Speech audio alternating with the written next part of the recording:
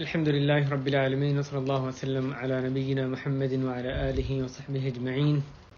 رب اشرح لي صدري ويسر لي أمري واحلل عقدة من لساني يفقهوا قولي. سبحانك لا علم لنا إلا ما علمتنا إنك أنت العليم الحكيم. اللهم انفعنا بما علمتنا وعلمنا ما ينفعنا وزدنا علما.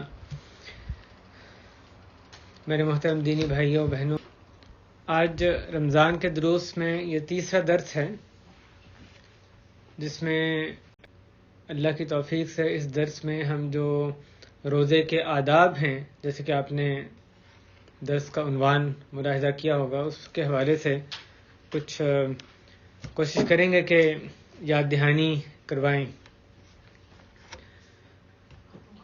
روزے کے احکام کے حوالے سے کہ روزہ کن چیزوں سے ٹوٹتا ہے، پچھلی نشست میں بات گزر چکی. کون سے کام جائز ہیں اس اعتبار سے کہ روزہ نہیں ٹوٹتا، کن چیزوں سے ٹوٹتا ہے، ان میں جو بنیادی چیزیں ہیں ان کا ذکر ہو چکا. آج کے درس میں جو سب سے پہلی چیز، سب سے جو روزے کے آداب میں یا روزے کے محرمات میں جو چیزیں اس میں منع ہیں، جو اول ترین چیز ہے، سب سے اہم چیز، جو کہ روزے کا سب سے بڑا مقصد ہے، وہ یہ کہ اللہ رب العالمین نے جن چیزوں کو بھی حرام کیا ان چیزوں سے رک جانا. اس بارے میں اللہ تعالیٰ نے روزے کی جو فرضیت یہاں بیان کی، اس آیت پر غور کریں. یا ایھا الذین آمنوا کتب علیکم الصیام کما کتب علی الذین من قبلکم لعلکم تتقون. اے ایمان والو، تم پہ روزے فرض کیے گئے جیسا کہ تم سے جو پہلے لوگوں پر فرض کیے گئے. کیوں فرض کیے گئے؟ لعلکم تتقون، تاکہ تم تقوی اختیار کرو. تو یہ جو روزے کی فرضیت کی آیت ہے، یہ ان تھوڑے بلکہ بہت تھوڑے نصوص میں سے، یعنی نصوص، آیات اور احادیث میں سے ایک ہے جس میں کہ کوئی حکم دیا گیا اور ساتھ اس کی وجہ بتائی گئی. ورنہ قرآن و حدیث میں عام طریقہ یہ نہیں ہے کہ جب بھی کوئی حکم دیا جائے ساتھ اس کی وجہ بتائی جائے. اور نہ ہی اللہ رب العالمین اس کے پابند ہیں کہ ہمیں جو حکم دیں ہر بات ہمیں پہلے بتائیں کہ کیوں یہ حکم دیا جا رہا ہے. ہمیں اگر پتہ لگ جائے اللہ کا حکم، اس پہ عمل کرنا، چاہے اس کی حکمت بالکل سمجھ نہ آئے، اس پہ عمل کرنا لازمی ہے. اس آیت میں جو وجہ بتائی گئی لعلکم تتقون، اس کی خاص حکمت ہے، اس پر غور کرنے کی ضرورت ہے. لعلکم تتقون، تاکہ تم تقوی اختیار کرو. تو وہ روزہ جس میں کہ تقوی اختیار نہ کیا جائے وہ اللہ تعالیٰ کے ہاں قابل قبول نہیں ہے. یعنی اگر آدمی نے کھانے پینے سے روزہ رکھا ہوا ہے لیکن تقوی کے منافی تمام کام وہ ویسے ہی کیے جا رہا ہے تو پھر اس کے روزے کا اجر ختم ہو جاتا ہے. اس بارے میں بہت سی احادیث ہمیں ملتی ہیں، جن میں سے مثلا صحیح بخاری کی حدیث، نبی کریم صلی اللہ علیہ وسلم نے فرمایا من لم يدع قول الزور والعمل به والجهل فليس لله حاجة في ان يدع طعامه وشرابه. کہ جس شخص نے قول الزور، جھوٹ بات، والعمل به اور اس پر عمل کرنا، والجہل اور جہالت کی بات، جس شخص نے نہ چھوڑی جھوٹ بات اور جھوٹ پہ عمل کرنا اور جہالت کے کام، تو اللہ تعالیٰ کو کوئی حاجت نہیں کہ وہ اپنا کھانا پینا بھی چھوڑے. اس کا کیا مطلب ہے کہ اللہ کو کوئی حاجت نہیں؟ یعنی اس کے روزے کا اللہ کے ہاں کوئی اجر نہیں ہے. اللہ کے ہاں وہ روزہ، اس کے روزے سے کچھ بھی حاصل ہونے والا نہیں ہے، اس کو روزے سے صرف بھوک کو پیاس ہی حاصل ہوگی. تو اس حدیث میں جو لفظ استعمال کیا گیا من لم یدع قول الزوری، کہ جس نے جھوٹ بات نہ چھوڑی. پہلی بات پہلی چیز جس سے منع کیا گیا، جھوٹی بات. اس سے مراد جھوٹ بھی یقیناً ہے، اور اس کے علاوہ ہر وہ قول، ہر وہ بات جس کو شریعت نے حرام قرار دیا وہ اس کے اندر داخل ہے. یعنی ایک آدمی روزہ رکھتا ہے اور ساتھ جھوٹ بولتا ہے، یا غیبت کرتا ہے، چغلی کرتا ہے، کسی کا مذاق اڑاتا ہے، تحقیر سے کسی کے بارے میں بات کرتا ہے، تنقیص کے انداز میں، تحقیر کے انداز میں کسی کی مثلا نقل اتارتا ہے، یا ایک مجلس کسی ایسی فضول باتیں وہ کرتا ہے، لا یعنی باتیں کرتا ہے. اس طرح کی جو بھی حرام کام ہیں، ایک آدمی مثلا اس طرح کی باتیں جو قول کرتا ہے جو جس سے کہ یعنی جن سے مخالف سے مثلا عاشقی معشوقی کی باتیں ہیں، اس طرح کی جو بھی حرام چیزیں ہیں جو اللہ نے جن کو حرام کیا وہ اس کے اندر شامل ہیں۔ قول الزور، ہر جھوٹ بات، ہر جو باطل بات ہے، شریعت کے مخالف بات ہے، اسے رکنا روزے میں بہت ضروری ہے۔ اور دوسری بات والعمل به، اور اس پر عمل کرنا، اس میں بھی ہر وہ عمل جو شریعت کے مخالف ہے وہ اس کے اندر داخل ہے۔ والعمل به، ہر کام جو اللہ نے حرام کیا، عمل، ہر وہ کام عمل جو ہاتھ پاؤں سے کیا جاتا ہے جو کہ اللہ تعالیٰ کو ناپسندیدہ ہے، اللہ نے اس کو حرام کیا، وہ اس کے اندر داخل ہے۔ اسی طرح جہل، الجہل، جہالت کی باتیں جو اہل یعنی اسلام کے مخالف جو باتیں ہیں، تو یہ آیت بالکل جو لعلکم تتقون اللہ رب العالمین نے فرمایا اس کی یہ تشریح ہے، مزید اس کی وضاحت کرتی ہے کہ جھوٹ بولنا، جھوٹ پہ عمل کرنا، ہر حرام قول، ہر حرام فعل اگر اس نے روزے دار نے نہ چھوڑا تو کھانے پینے سے رکا رہے گا، اس کو اس کا کوئی فائدہ نہیں ہوگا۔ اسی طرح اسی معنی میں کئی ایک احادیث آئیں، نبی کریم صلی اللہ علیہ وسلم نے ایک اور حدیث میں فرمایا لیس الصیام من الاکل والشرب انما الصیام من اللغو والرفث، کہ در حقیقت روزہ صرف کھانے پینے سے رکے رہنے ہی کا نام نہیں ہے، بلکہ روزہ اللغو والرفث، لغویات اور بہودہ گوئی سے رکنے کا نام ہے۔ یعنی روزے کا سارا مقصود یہی نہیں کہ آدمی صبح سے شام تک کچھ کھائے پیے نہیں، بلکہ اس کا جو بہت بڑا مقصد یہ ہے کہ لعلکم تتقون، نبی کریم صلی اللہ علیہ وسلم فرمایا کہ لغویات، لغو بات، لا یعنی بات، اور رفث، بہودہ بات اور فحش بات، اس سے رکنے کا نام ہے۔ صرف آدمی کھانے پینے سے رکا رہے تو یہ اس نے روزے کا جو بڑا مقصد ہے اس کو ضائع کر دیا۔ اس کے آگے آپ صلی اللہ علیہ وسلم فرماتے ہیں فَإِن سَابَّهُ أَحَدٌ أَوْ قَاتَلَهُ فَلْيَقُلْ إِنِّي صَائِمٌ إِنِّي صَائِمٌ، کہ اگر کوئی اس سے گالم گلوچ کرتا ہے، اس سے جھگڑا کرتا ہے، تو روزے دار کیا کرے؟ کہے انی صائم، میں روزے سے ہوں، میں روزے سے ہوں۔ وہ اس کو یہ وضاحت کرے کہ تم نہ جو تمہارا برا بھلا مجھے کہنا ہے یا مجھ سے جھگڑا کرنا ہے، بحث و تکرار کرنا ہے، یہ میں اس کا جواب دینے سے، برائی کا جواب برائی سے دینے سے قاصر نہیں ہوں، میں بے بس نہیں ہوں، لیکن وجہ کیا ہے؟ انی صائم، انی صائم، کہ میں روزہ دار ہوں، میں روزہ دار ہوں، میں نے اپنا روزہ خراب نہیں کرنا، میں جس قدر برائی کا ارتکاب کروں گا اس قدر میرا روزہ خراب ہو جائے گا، میں نہیں چاہتا کہ میرا روزہ خراب ہو۔ تو بات یہ ہے کہ اللہ رب العالمین نے جو صبح سے شام تک کئی ایک ہمارے پر پابندیاں عائد کی، اور کئی وہ چیزیں جو کہ عام اوقات میں حلال ہیں، کھانا ہے، پینا ہے اور اپنی خواہشات پوری کرنا ہے حلال طریقے سے، سب جائز کام ہیں، اللہ تعالیٰ نے صبح سے شام تک ان کو حرام کر دیا۔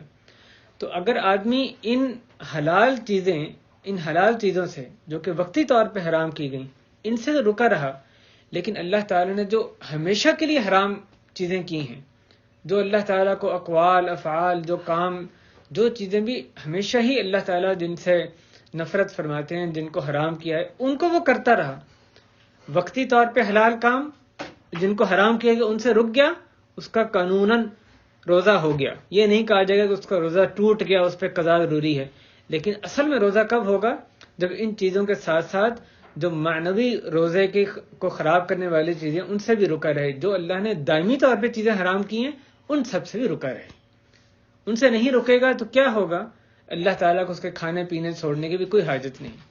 جیسے ایک اور حدیث میں نبی کریم صلی اللہ علیہ وسلم فرمایا رب صائم لیس له من صیامہ الا الجوع والعطش، کہ کتنے ہی روزے دار ہیں جن کو ان کے روزے سے سوائے بھوک پیاس کے کچھ بھی حاصل نہیں ہوتا۔ اس نے صبح سے شام تک روزہ رکھا، اپنے تئیں مطمئن ہے میں نے روزہ رکھ لیا، پورا دن بھوکا پیاسا رہا، کچھ نہیں کھایا، خواہش بھی اپنی روکے رکھی، روزہ رکھا، لیکن اصل میں اس کو اس روزے سے حاصل کیا ہوا؟ صرف بھوک پیاس، اس کے علاوہ کچھ بھی نہیں، صرف وہ کھانا پینا، شہوت چھوڑنا، یہ اس کو حاصل ہوا۔ اللہ کے ہاں ذرہ بھر بھی اجر نہیں لکھا گیا، صرف اس کو حاصل بھوک پیاس ہی ہوا، اس کے علاوہ صفر، کچھ بھی حاصل نہ ہوا۔ کس قدر بڑی یہ محرومی ہے۔ کہ آدمی صبح سے شام تک بھوکا رہے، اپنے تئیں سمجھتا رہے میں روزہ رکھا، اور اللہ تعالیٰ کے ہاں اس کا اجر صفر لکھا جائے، کچھ بھی نہ لکھا جائے۔ لہذا یہ بہت ضروری ہے کہ جیسے حضرت جابر رضی اللہ عنہ فرماتے ہیں کہ اذا صمت فلیصم سمعک وبصرک، اگر جب تم روزہ رکھو تو تمہارا کان، تمہاری آنکھ یہ بھی روزہ رکھے، تمہارا کان ہر اس چیز سے روزہ رکھے جس کو اللہ نے حرام کیا ہے، تمہارا کان غلط باتیں نہ سنے، تمہاری آنکھ غلط باتیں نہ دیکھے۔ روزہ رکھا ہوا ہے اور اس طرح کی چیزیں انٹرنیٹ پہ، موبائل پہ دیکھی جا رہی ہیں جو اللہ کو ناراض کرنے والی ہیں، حیا باختہ چیزیں ہیں، بے شرمی کی چیزیں ہیں، ان کو دیکھا جا رہا ہے، تو یہ کیسا روزہ ہے؟ ٹی وی پہ ایسے چینل لگے ہوئے ہیں تفریح کے نام پر کہ جن سے روزہ برباد ہو رہا ہے، اور جو انسانی شیطان ہیں وہ روزے کو خراب کرنے میں پوری کوشش کرتے ہیں کہ مسلمانوں کا روزہ، چاہے وہ بھوک پیاس برداشت کریں، لیکن جو روح ہے روزے کی، جو حقیقت ہے روزے کی، اس سے وہ محروم رہیں۔ وہ چاہتے ہیں کہ ہم روزہ رکھیں، ساتھ ساتھ حرام کاموں میں خوب ملوث رہیں، اپنی جو آنکھوں کانوں سے بدکاریاں کرتے رہیں۔ تو ٹی وی پہ ایسے پروگرامز خاص طور پہ رمضان میں مثلا چلائے جاتے ہیں جس سے کہ روزہ برباد ہو جاتا ہے، جس کو دیکھنا اللہ کو ناراض کرنے والی چیز ہے۔ اللہ نے فرمایا قُل لِّلْمُؤْمِنِينَ يَغُضُّوا مِنْ أَبْصَارِهِمْ، مومنین سے کہیے کہ اپنی نگاہوں کو پست رکھیں۔ اور ٹی وی پہ کیسی چیزیں دیکھتے ہیں، ہر طرح کی جو کیسے مناظر دیکھے جاتے ہیں جن کے بارے میں بات کرنا بھی بہت مشکل ہے۔ تو ایسی چیزیں دیکھتا رہے بندہ اور ساتھ کہ میں نے روزہ رکھا ہوا ہے، ایسی چیزیں روزہ اس نے رکھا ہوا ہے اور ساتھ بے پردگی بھی ہو رہی ہے، عورت بے حجاب، وہ اپنا پردے کے بھی خیال نہیں کر رہی اور کہتی ہے میں روزہ رکھا ہوا ہے۔ تو اس طرح کا جو روزہ ہے وہ اللہ کے ہاں جس قدر معصیت کریں گے، جس قدر نافرمانی کریں گے، اس قدر اجر کم ہوتا جائے گا اور ممکن ہے بالکل ختم ہو جائے، اجر ممکن بالکل ختم ہو جائے۔ جیسے حضرت جابر نے آگے کہا کہ تم خادم کو تکلیف دینا روزے میں چھوڑ دو، اور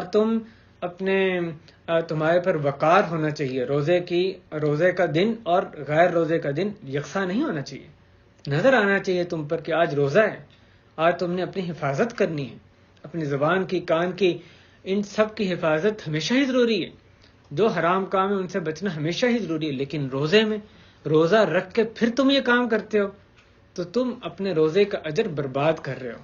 تو اس بارے میں اپنے آپ کو بہت اپنا محاسبہ کرنے کی ضرورت ہے، کنٹرول کرنے کی ضرورت ہے۔ روزہ رکھا ہے، روزہ میں نے خراب نہیں کرنا، اپنے ہاتھوں سے، پاؤں سے، اپنے کان سے، اپنی آنکھوں سے، کسی بھی اپنے عضو سے ایسی بات نہیں سوچنی، ایسی بات کی طرف نہیں جانا، ایسا کام نہیں کرنا، ایسی چیز دیکھنی نہیں، سننی نہیں جس کو اللہ نے حرام کیا ہے، ایسے کاموں سے مکمل پرہیز کرنا ہے۔ تو روزے کی حالت میں نہایت ضروری ہے صرف یہ احکام جاننا۔ اس کے بارے میں تو بہت سوال آتے ہیں، اس سے روزہ ٹوٹتا ہے، اس سے روزہ نہیں ٹوٹتا۔ یہ بے شک ضروری ہے، بلا شک یہ بھی نبی کریم صلی اللہ علیہ وسلم نے سکھائے، لیکن جو بڑا مقصد روزے کا، اس پہ بہت سے جو مسلمان ہیں، اللہ ہم سب کو محفوظ رکھے، اس میں عجیب کوتاہی کا شکار ہیں کہ یہ کوئی لگتا ہی نہیں کہ یہ بھی کوئی روزے میں خیال رکھنے والی چیز ہے۔ بالکل زندگی اللہ کے معصیت میں، فسق میں اور فجور میں ویسے ہی گزر رہی ہوتی ہے کئی مسلمانوں کی، جیسا کہ باقی دنوں میں ہوتی ہیں۔ تو ایسا جو روزہ ہے اس پہ وہ کوئی نویدیں، وہ خوشخبریاں اس پہ صادق نہیں آتی جس میں کہا گیا کہ من صام رمضان ایمانا واحتسابا غفر له ما تقدم من ذنبه، جس نے رمضان کے روزے رکھے ایمان کے ساتھ، ثواب کی نیت سے، اس کے گزشتہ تمام گناہ معاف کر دیے گئے۔ کب معاف ہوں گے؟ جبکہ وہ روزہ ہوگا جو اللہ کے ہاں بھی روزہ ہوگا۔ اپنے تئیں روزہ اللہ کے ہاں صرف بھوک پیاس، کوئی ثواب ہی نہیں، تو اس پہ کیسے مغفرت ملے گی؟ تو یہ روزے میں اول ترین ادب جو روزے کا ہے وہ یہ ہے کہ ہر جو حرام کام ہے اس سے مکمل طور پہ ہم پرہیز کریں، نہ ہم ابتدا کریں اور نہ ہی جواب دیں۔ نبی اکرم صلی اللہ علیہ وسلم نے یہ اس سے بھی منع کیا کہ جب روزہ ہو تو یعنی فحش گوئی، بہودہ بات نہیں کرنی، اور صرف یہ نہیں خود نہیں کرنی، کوئی اور کرے پھر بھی کنٹرول کرنا ہے اپنے آپ پہ۔ اس کو جواب میں بجائے کہ برائی کا جواب برائی سے دیں، اس کو کہنا انی صائم انی صائم، میں روزے سے ہوں میں روزے سے ہوں، اس کو جواب نہیں دینا، برائی کا جواب برائی سے نہیں دینا۔ اور یہ زبان سے آپ کہیے اس کو کہ میں روزے سے ہوں، اس وجہ سے اپنے آپ کو کنٹرول کرنا آسان ہو جاتا ہے. آدمی جب زبان سے کہتا ہے اس کے لیے بھی آسان ہوتا ہے، اور بہت امکان ہوتا ہے کہ اگلے آدمی کو بھی شرم آئے کہ اس آدمی نے روزہ رکھا ہے، خراب نہیں کرنا چاہتا، تو وہ بھی اپنی برائی سے اس وجہ سے وہ باز آ جائے. ایک اور اس بارے میں جو حدیث آتی ہیں، کئی ایک حدیث مختلف الفاظ سے ہمیں سکھائی گئیں، لیکن یہ پہلا ادب ہم اسی قدر حدیث پہ اتفاق کرتے ہیں. پہلا ادب لعلکم تتقون، تقوی حاصل کرنا ہے. تقوی کیا ہے؟ اللہ تعالیٰ کی حرام کردہ ہر چیز سے، چھوٹا گناہ ہو بڑا گناہ ہو. خلد الذنوب صغیرہا وکبیرہا فذاک التقی، چھوٹے گناہ بڑے گناہ ہر چیز کو چھوڑ دو. جیسے ایک عربی شاعر کا شعر ہے کہ یہی تقوی ہے. یہ نہ کہو کہ یہ تو گناہ چھوٹا ہے، کیونکہ جو پہاڑ ہیں وہ کنکریوں سے ہی ملا کے بنا کرتے ہیں. روزے کے آداب میں ایک اور جو ادب ہے وہ سحری کے حوالے سے نبی کریم صلی اللہ علیہ وسلم نے سحری کرنا اس کو سنت قرار دیا، اور اس کے بارے میں اس کی فضیلت میں حدیث ہمیں ملتی ہیں کہ آپ صلی اللہ علیہ وسلم نے فرمایا کہ تسحروا فإن فی السحور برکہ، تم لوگ سحری کرو کیونکہ بے شک سحری برکت ہے، کیونکہ سحری میں برکت ہے. تو سحری میں برکت ہے، اس برکت کا حصول ہماری کوشش ہونی چاہیے. جس چیز میں برکت بتائی گئی ہے اس کو جانے نہ دیں، اس کو ضرور ہم حاصل کرنے کی کوشش کریں. سحری ایسا کھانا ہے غداء مبارک، دوسری حدیث میں الفاظ ہے کہ مبارک کھانا ہے، اس میں اللہ نے برکت رکھی ہے. برکت کا مطلب رب کریم کی طرف سے خیر کا نزول، اس میں خیر کا نزول ہوتا ہے. اور ایک اور حدیث میں کیا نوید سنائی گئی کہ فإن اللہ وملائکتہ یصلون علی المتسحرین. اس سے پہلے فرمایا گیا کہ تم سحری کرو، سحری کو نہ چھوڑو، ولو بجرعۃ ماء، کہ چاہے وہ ایک گھونٹ پانی ہی کیوں نہ ہو. تم میں سے کوئی سحری کو ہرگز نہ چھوڑے چاہے وہ ایک گھونٹ پانی ہی کیوں نہ ہو. تو اور کوئی طبیعت نہیں ہے، ایک آدمی کے بالکل اس کی طبیعت نہیں ہے، کچھ بھی کھانے کو دل نہیں چاہ رہا، تو ایک گھونٹ پانی ہی پی لے سحری کے وقت. ہاں، یہ حدیث میں تاکید ہے کہ پھر بھی وہ ضرور سحری کے، چاہے گھونٹ پانی ہو. اور دوسرا یہ بھی کہ کسی کے پاس کھانے کے لیے کچھ ہے ہی نہیں، یا اس کے لیے ممکن ہی نہیں کھانا، تو ایسی صورت میں بھی اگر ایک گھونٹ پی سکتا وہ بھی پی لے. بعض اوقات ایسے ہوتا ہے کہ آدمی نے پلان تو کیا تھا کہ آدھا گھنٹہ پونا گھنٹہ پہلے اٹھے گا اذان سے، سحری کرے گا، جاگ نہیں آئی. اب جب جاگ آئی فجر کی اذان میں مثلاً 1 منٹ رہتا تھا، اس کے لیے ممکن ہی نہیں کہ کچھ اٹھ کے کوئی اور کھائے پیے. ہاں پانی ہے وہ پی سکتا ہے بس، تو صرف اسی کا اس کے پاس وقت میسر ہے کہ پانی پی سکتا ہے. تو ایک گھونٹ اگر پانی بھی پی سکے فجر کے طلوع ہونے سے پہلے تو پھر بھی اس کو نہ چھوڑے، تاکہ سحری میں اللہ نے برکت رکھی ہے.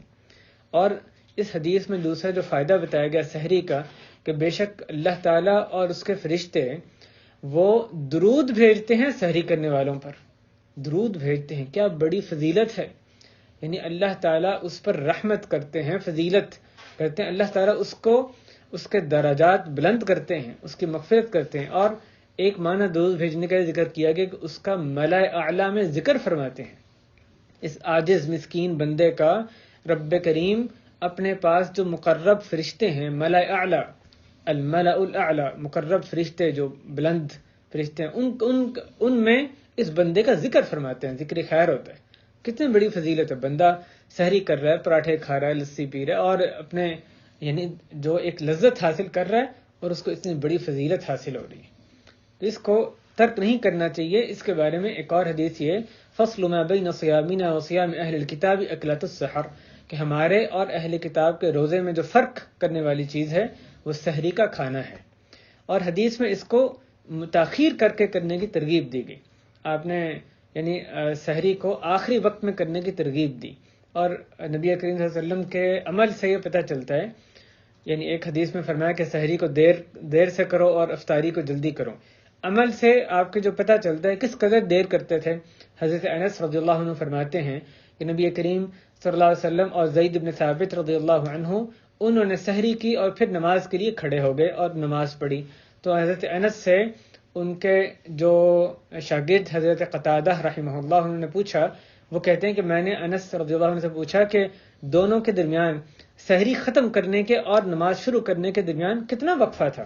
تو انہوں نے کہا 50 آیہ، قدر 50 آیہ، کہ 50 آیتوں کے پڑھنے کے برابر۔ تو نبی اکرم صلی اللہ علیہ وسلم اتنی دیر سے سحری آپ نے کی کہ آپ کے جو سحری ختم کرنے کے اور اذان کے درمیان صرف 50 آیتوں کے پڑھنے کا وقفہ تھا۔ اور آپ دیکھیں یہ اس طرح سے وقت ناپا جاتا تھا، کتنا وقت تھا بھی؟ 50 آیتیں، یعنی قرآن کریم ایسا رچا بسا ہوا تھا اس ماحول میں کہ وقت کی پیمائش کا یہ ایک طریقہ تھا، 50 آیتوں کے بقدر وقفہ درمیان میں تھا۔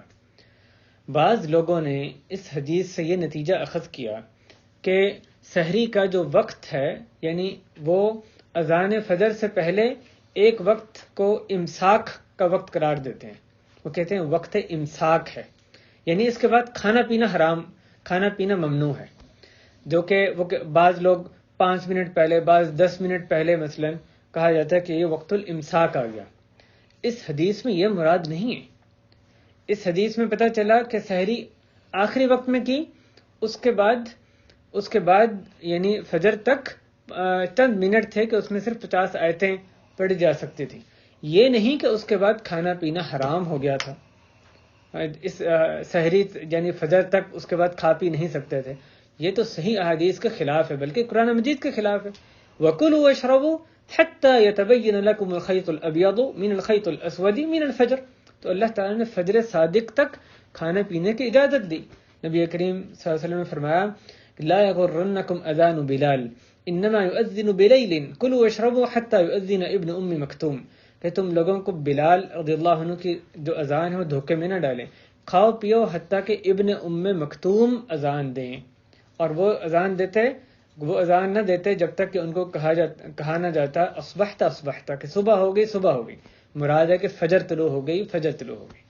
تو حضرت بلال کچھ پہلے اذان دیا کرتے، جس کا مقصد یہ ہوتا کہ اگر ایک آدمی غافل ہے تو وہ متنبہ ہو جائے، کسی نے سحری کرنی ہے وہ سحری کر لے، تو توجہ یعنی حاصل کرنے، لوگوں کو بتانے کے لیے کہ فجر کا وقت ہونے والا ہے، اس لیے اذان دی جاتی تھی۔ تو نبی صلی اللہ علیہ وسلم کہہ رہے ہیں کہ تم لوگ حضرت بلال کی اذان پہ دھوکہ نہ کھانا، کھانے پینے سے رکنے کی ضرورت نہیں ہے، کلوا واشربوا، کھاؤ پیو حتیٰ کہ ابن ام مکتوم اذان دے دیں، اور وہ کب اذان دیتے؟ جب فجر طلوع ہو جاتی۔ لہذا کھانا پینا فجر کے طلوع ہونے تک جائز ہے، اس سے پہلے کہنا کہ یہ وقت امساک آ گیا، یہ اس کے سنت میں کوئی حیثیت نہیں ہے کہ ہم خاص وقت ایک یعنی کھانے پینے سے رکنے کا اور فجر کے درمیان ایک وقفہ مقرر کر لیں، اس کی یہ بات شریعت کے خلاف ہے۔ یہ تو ہوگی بات سحری کی، اور سحری میں بھی کھانے میں اعتدال رکھنا اور مناسب طریقے سے کھانا، یہ اس کا خیال کرنا چاہیے۔ ہمیں جیسے پہلے بھی ذکر ہوا کوئی دعا مخصوص نہیں سکھائی گئی سحری کے حوالے سے، اور نیت کرنا وہ اس کی جو جگہ ہے وہ صرف دل ہے۔ ایک اور چیز جو روزے کے آداب میں اگلی بات وہ افطاری کے حوالے سے، اس سے پہلے کہ افطاری پہ جائیں، سحری کا وقت کب ختم ہوتا ہے؟ جبکہ اذان فجر ہو جائے، اور جب اگر ایک آدمی کچھ کھا رہا ہے، اس کے ہاتھ میں کوئی چیز ہے، تو حدیث میں اتنی گنجائش دی گئی، جیسا کہ کئی ایک علماء نے یہ بات ذکر کی، شیخ البانی رحمہ اللہ، دیگر علماء نے بھی ذکر کیا کہ حدیث میں آتا ہے کہ اگر اذان ہو جائے تم میں سے کسی کے ہاتھ میں برتن ہے، تو وہ اس کو نہ رکھے حتی یقضی حاجتہ منہ، حتیٰ کہ وہ اپنی حاجت اس سے پوری کر لے۔ تو اب اس کے ہاتھ میں کوئی چیز پکڑی ہے، اس کو کھا رہا ہے یا کھانے لگا ہے، تو وہ اس کو پورا کر سکتا ہے۔ تو اتنی گنجائش فجر کے طلوع ہونے کے بعد، اذان شروع ہونے کے بعد بھی دی گئی کہ یعنی ایک آدمی نے کچھ پکڑا ہوا ہے، وہ کھا رہا ہے، اس کو پورا کر سکتا ہے۔ اس کے بعد ہم آتے ہیں افطاری پہ۔ افطاری کے حوالے سے سنت یہ ہے کہ افطاری جلدی کی جائے۔ افطاری سے پہلے کا جو وقت ہے وہ بہت قبولیت کا، دعا کی قبولیت کا وقت ہے، اور افطاری میں جو خاص ہمیں دعا سکھائی گئی، جو صحیح سند سے بلا شک جو دعا ثابت ہے، وہ افطاری کے بعد کی دعا ہے، ذهب الظمأ وابتلت العروق وثبت الأجر إن شاء اللہ۔ افطاری کے حوالے سے پہلی بات یہ کہ افطاری میں جلدی کرنی چاہیے۔ جب آپ کو یہ نظر آ رہا ہے کہ سورج غروب ہو گیا ہے تو اس کے غروب ہونے کے بعد مزید انتظار یہ سنت کے خلاف ہے۔ نبی کریم صلی اللہ علیہ وسلم فرمایا لا یزال الناس بخیر ما عجلوا الفطر، کہ لوگ خیر پر رہیں گے جب تک کہ افطاری میں جلدی کریں گے۔ افطاری اعتدال سے کریں۔ اور کس چیز پر افطاری کی جائے؟ نبی کریم صلی اللہ علیہ وسلم نے یہ اس بات کی جو ہمیں آپ صلی اللہ علیہ وسلم کی سنت سے ملتا ہے کہ وہ تازہ کھجور پہ افطاری کرتے، نہ ہوتی تو جو دوسری کھجور ہے اس پر افطاری کرتے، نہ ملتی تو پانی پہ افطاری کرتے، وہ بھی نہ ملتا تو کسی بھی چیز پر افطاری کر سکتے ہیں۔ یعنی آپ کو اگر کھجور نہ ملتی، تازہ کھجور، پھر دوسری کھجور، حسوات من ماء، حدیث میں آتا ہے کچھ وہ آپ صلی اللہ علیہ وسلم کچھ پانی تناول فرما لیتے تھے اور پھر نماز کی طرف چلتے تھے۔ افطاری میں بعض اوقات یہ افطاری کس سے کرنی ہے، اس حدیث سے یہ معلوم ہو گیا کہ کھجور ہے، نہیں تو پانی ہے، نہیں تو کسی بھی اور چیز سے آپ کر سکتے ہیں۔ افطاری میں ایک جو غلطی نظر آتی ہے، ایک یعنی غفلت نظر آتی ہے کہ جیسے ہی مغرب کی اذان ہوتی ہے افطاری کا وقت ہو جاتا ہے۔ اب ادھر اذان ہو رہی ہے اور دوسری طرف افطاری آدمی نے شروع کی تو بسا اوقات اذان کا جواب دینے میں غفلت نظر آتی ہے۔ یہ نہیں ہونی چاہیے۔ آپ کھاتے رہیے لیکن ساتھ ساتھ اللہ اکبر آپ ساتھ کہیں، اللہ اکبر، ساتھ ساتھ اس کا جواب دیتے جائیں۔ اس میں کوئی دقت نہیں ہے۔ اذان کے جواب کی اتنی فضیلت آئی، اس کو کیوں ہم اس کو فوت کر دیں، اس کو کیوں ہم جانے دیں؟ تو اذان کا جواب دینے کا اہتمام کریں، اذان کے بعد کی جو دعا ہے اس کا بھی اہتمام کریں، اور افطاری میں اس قدر مگن نہ ہو جائیں کہ مغرب کی نماز میں تاخیر ہونے لگے۔ یہ بالکل مناسب نہیں ہے۔ جہاں اتنے گھنٹے، مثلا 14 گھنٹے کا روزہ رکھا، اب افطاری ایک مناسب سی کر لی، اس کے بعد اٹھیں، نماز پڑھیں اور دوبارہ سے آپ افطاری کرنے آ جائیں۔ مغرب اول وقت میں یقیناً افضل ہے۔ ہاں کچھ تاخیر کر لی، یعنی اب بجائے کہ آپ مثلا اگر 2 منٹ بعد 3 منٹ بعد عام طور پہ پڑھتے ہیں، 10 منٹ بعد پڑھ لی اور کچھ دیر ٹھہر گئے، لیکن بعض اوقات افطاریوں میں یہ نظر آتا ہے کہ اس قدر تاخیر ہو جاتی ہے کہ بالکل آخری وقت میں مغرب پڑھی جاتی ہے۔ تو اس بات کا دھیان کرنا چاہیے کہ ہماری نماز افطاری میں مگن ہو جانے کی وجہ سے ضائع نہ ہو جائے۔ نماز پڑھیں پھر واپس آ کے آپ دوبارہ افطاری جاری رکھ سکتے ہیں۔ اور اس بات کی جو صبر ہے کہ بھوک لگی ہے، بھوک آپ کی ختم تو نہیں ہوگی، چند لقمے کھائیں، تھوڑا ہلکا پھلکا کھا لیا، بھوک ختم تو نہیں ہے اور دل چاہ رہا ہے، لیکن اللہ تعالیٰ نے ابھی نماز مقرر کی تو یہ اپنے دل کے چاہنے پر نہیں، رب العالمین کا جہاں جو حکم ہے وہی کرنا ہے۔ مناسب کھا کے اٹھیں، نماز پڑھیں، اپنے آپ کو کنٹرول کرنا ہے اور اس کے بعد واپس آ کے آپ کھا سکتے ہیں۔ اور ایک بات یہ کہ اگر ہم افطاری کے بعد یا نماز کے بعد اس بہت زیادہ کھائیں گے تو پھر تراویح میں بڑی مشقت ہوتی ہے۔ تراویح کی نماز آدمی کچھ اعتدال کے ساتھ کھایا ہو پھر ہی وہ خشوع کے ساتھ اور آرام کے ساتھ وہ پڑھ سکتا ہے، ورنہ اس کو نماز میں یقیناً دقت ہوگی۔ اس لیے اعتدال کے ساتھ کھانا اسی میں ہی خیر ہے، جیسا کہ بہت سی احادیث میں بھی اس کی ترغیب دی گئی۔ افطاری کے بعد افطاری میں جو ایک دعا بتائی جاتی ہے، اللہم لک صمت وعلی رزقک افطرت، یہ دعا مرسل ہے۔ مرسل کا معنی تابعین نے اس کو براہ راست نبی کریم صلی اللہ علیہ وسلم سے بیان کیا، جو کہ ضعیف احادیث کی ایک قسم ہوتی ہے، اس لیے بیشتر محدثین نے اس کو ضعیف قرار دیا۔ لیکن اس سے بھی جو ایک اور آگے بات یہ ہے کہ اس دعا میں بھی اضافہ کر لیا گیا، اللہم لک صمت وبک آمنت وعلیک توکلت وعلی رزقک افطرت۔ اب یہ جو درمیان میں اضافہ کیا گیا، جو حدیث آئی مرسل حدیث میں جو دعا آئی وہ صرف اتنی، اللہم لک صمت وعلی رزقک افطرت۔ اب اس میں یہ جو اضافہ ہے وبک آمنت وعلیک توکلت، یہ کہاں سے آ گیا؟ جو دعا جیسے آئی صرف اسی پر اکتفا کر سکتے ہیں، اس میں اپنی طرف سے اضافہ تو کسی طور پہ بھی درست نہیں ہے۔ تو جو دعا سکھائی گئی اسی طرح ہی اس کا اہتمام کرنا ہے۔ اس کے بعد جو افطاری کے بعد تراویح کا اہتمام کیا جاتا ہے، آج کل بہت سی جگہوں پر مسجدوں میں تراویح پر پابندی ہے۔ اللہ تعالیٰ جلد اس مصیبت کو، اس وبا کو ہمارے سے دور فرمائے. اللہ کی طرف خصوصی پلٹنے کی، التجا کرنے کی، گڑ گڑانے کی ضرورت ہے. اور اس حوالے سے ایک اور جانبی بات، ضمنی بات یہ کہ جو کرونا وائرس اور اس وبا کے تعلق سے ضرورت سے زیادہ خبروں کے پیچھے لگے رہنا، اس سے کہیں زیادہ مفید یہ کہ اللہ رب العالمین کے سامنے بندہ گڑ گڑائے، اس سے کثرت سے دعائیں کرے. اللہ تعالیٰ ٹالنے والے ہیں، اس کے بارے میں بہت زیادہ باتیں کرتے رہنا، شیئر کرتے رہنا، ہر جو خبر ہے اس کو آپس میں اس کو نشر کرنا، اس سے کون سی مصیبت ٹل جاتی ہے. اللہ کی طرف پلٹیں، اللہ کی طرف ہم لوگ رجوع کریں تاکہ اللہ تعالیٰ اس مصیبت کو ٹالیں. تو اللہ تعالیٰ جلد اس مصیبت کو دور فرمائے، دوبارہ مسجدیں آباد ہوں. بعض جگہوں پہ کچھ پابندیوں کے ساتھ مسجدیں کھلی ہیں، جہاں پر میسر ہو اچھی بات ہے. تراویح کا عموماً جو مسجدوں میں باجماعت ادا کرنا یہ زیادہ فضیلت کی بات ہے. لیکن جہاں یہ ممکن نہیں ہے تو وہاں پر تراویح کو چھوڑے نہیں، تراویح کا اہتمام ضرور کریں. اپنے گھروں میں تراویح پڑھیں، گھروں میں چاہے آدمی اکیلا ہے یا اپنے بیٹے کے ساتھ، اپنے گھر والوں کے ساتھ وہ اکٹھا رہتا ہے، ان کو ساتھ اکٹھے جماعت کروا لے، جو بھی جیسے میسر ہے. اور اس میں بہتر تو یہی ہوتا ہے کہ آدمی خود سے قرآن مجید جو اس کو یاد ہے اس کی تلاوت کرتا رہے، اس کے ذریعے سے وہ لمبا قیام کریں. لیکن جس آدمی کے لیے ممکن نہیں ہے، خاص طور پہ ان حالات میں جبکہ حفاظ کے پیچھے نماز پڑھنی ممکن نہ رہے کیونکہ آپ نے گھر میں ادا کرنی ہے اور آدمی کو خود بہت تھوڑا سا حفظ ہے، لمبی نماز پڑھنا چاہتا ہے، مختلف حصے قرآن کے پڑھنا چاہتا ہے، ایسی صورت میں حرج نہیں ہے کہ وہ قرآن مجید دیکھ کر، جیسے موبائل سے یا کسی اور چھوٹے مصحف سے جیسے آسانی ہو، وہ دیکھ کر قرآن مجید نماز میں پڑھ لے اور اس طریقے سے لمبی نماز پڑھنے کی سنت ہے اس کو ادا کرے.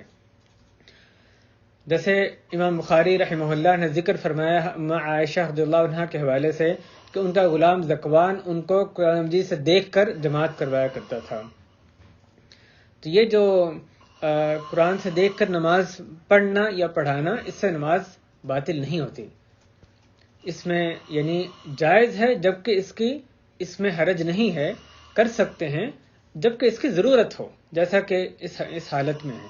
کیونکہ اس میں عام حالت میں اس سے اجتناب کرنا چاہیے، کیونکہ اس میں کئی ایک سنتیں پوری نہیں ہوتی. نماز میں ہاتھ باندھنا، سجدے کی طرف دیکھنا سنت ہے، حرکت کم از کم حرکت نہ کرنا سنت ہے. آپ تو مصحف لے کے کسی بھی صورت میں ہو، چاہے وہ موبائل پہ ہے، کسی طرح بھی آپ دیکھ کر پڑھیں گے تو کچھ سنتیں آپ کی اس وجہ سے رہ جائیں گی.